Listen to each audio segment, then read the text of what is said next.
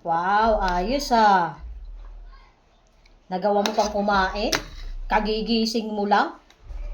Kakain ka, wala ka nang trabaho? Talagang ang dami pa mong kinuha ng ulam tsaka kanin? Wala ka nang trabaho, kakain ka pa? Kagigising mo lang oh.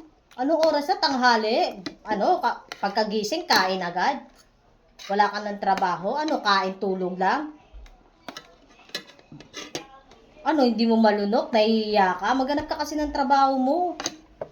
Ilan anak mo, tapos ayaw mo maghanap ng trabaho?